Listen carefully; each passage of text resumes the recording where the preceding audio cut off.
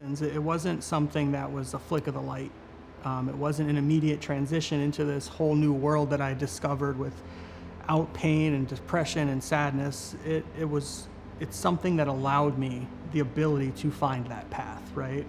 I looked at it like I built a wall around me on all four sides and I couldn't get out of it. There was no way to break through this concrete wall.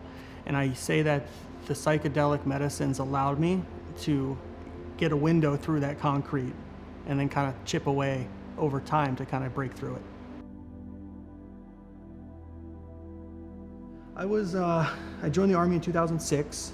I immediately deployed in March of 2007 to Iraq for the first time, being put in a position to take life, right? Being put in a position to have that power over someone. When it's all said and done and you're no longer in an operating theater, your mindset changes and you start to think about that guy's, his family. He was a father, he was a brother, he was a son, and ultimately he was doing the same thing you were doing, right? Just fighting for what they believed in. So what made either one of us right, That was a big struggle for me for a long time. Fast forward to 2009, I'm now a counterintelligence agent. So I'm now, identifying assets, identifying human beings that have access to information that we may, deem valuable. I'm befriending these people, having food with them, sharing meals with them, meeting their families. And these people are risking their lives to provide this for me. And some of them ultimately paid that sacrifice for having that connection. I'd say situations like that ultimately led to the trauma. I think more so than the actual combat. It was more so for me the moral dilemmas that I'd come in contact with, right? Like that really, really affected my psyche and the way that I would evaluate every relationship thereafter for almost a decade. The Institute for Integrative Therapies is the first psychedelic healing center here in the state of Minnesota. We opened doors over 3 years ago. We've treated more patients in this modality than any other clinic in the state. Psychedelics, as you know, are not legal at this moment, but ketamine, a medicine that was developed in the early 1970s, is.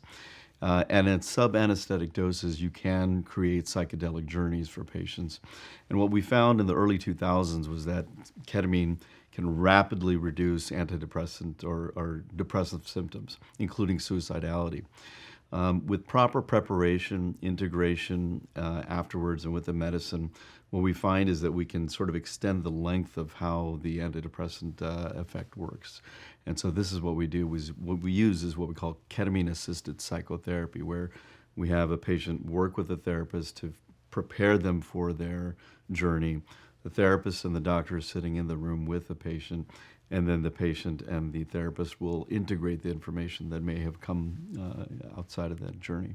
Literally, the minute we make contact with somebody, our treatment has begun. We're working to help people kind of get better. We look at their history and their symptoms, and we look at what mental health condition we want to treat.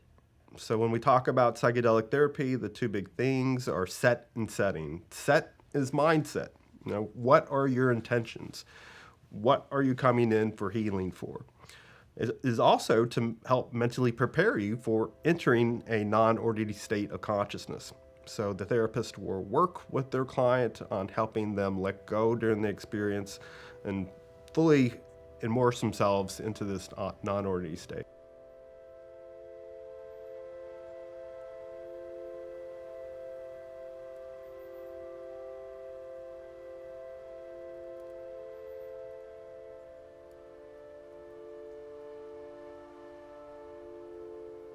Classical psychedelics are what we call the serotonergic psychedelics.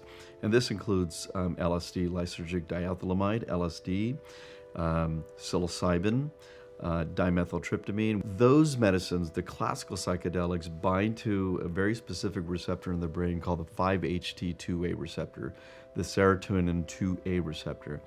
And with a cascade of downstream effects, these medicines, these classical psychedelics, sort of reduce series or structures in the brain called the default mode network. The default mode network is a series of or structures of the brain that's responsible for self-reflection. And what occurs at that point is that unconscious material or information that's sort of being suppressed comes to the surface. Things that you weren't able to remember before, emotions that you weren't able to experience before, tend to become a little bit more conscious. And for some people, these are life-changing experiences. They may remember things from their childhood that are both pleasant or unpleasant, but in a safe and structured setting with a therapist, they're able to have an inward-focused journey and perhaps experience a new narrative, because most of life is us creating narratives about things that we experienced early on in our life or as teenagers and so forth. But if you're able to create a new narrative of yourself in relation to the world, you might be able to get a new perspective on things. So not only are these people having psychological experiences, there's brain structure changes as well. Neurons in the brain have these little tendrils called dendrites, and these dendrites have these little spines.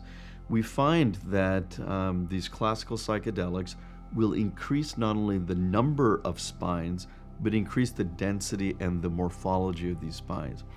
What that does is we think it creates this changes in functional connectivity between different areas of the brain.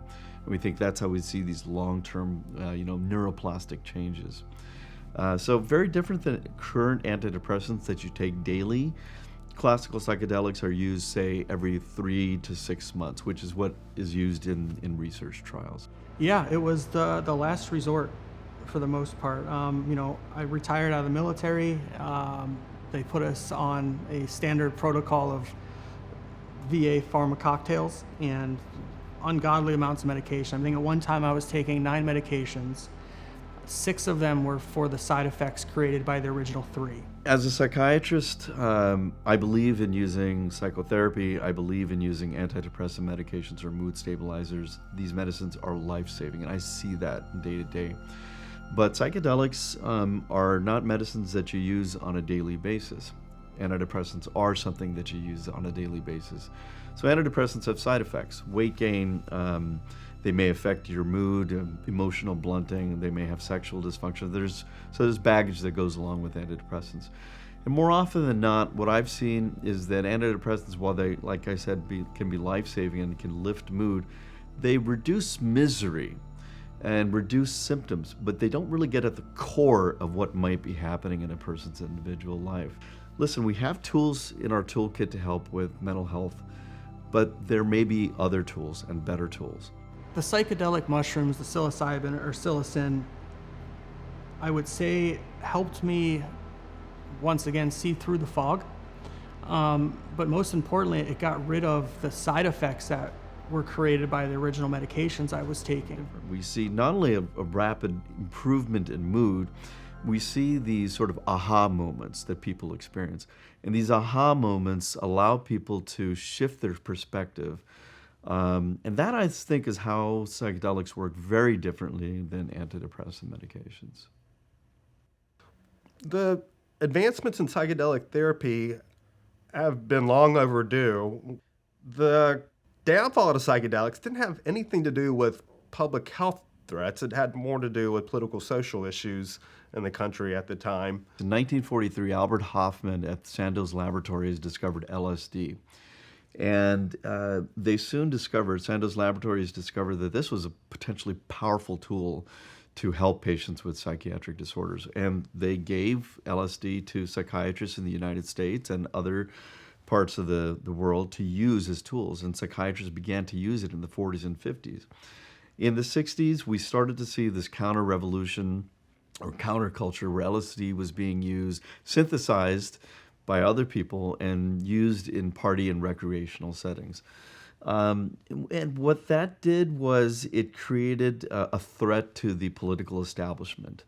And so the political establishment at that time decided to make these drugs illegal. America's public enemy number 1 in the United States is drug abuse. In order to fight and defeat this enemy, it is necessary to wage a new all-out offensive.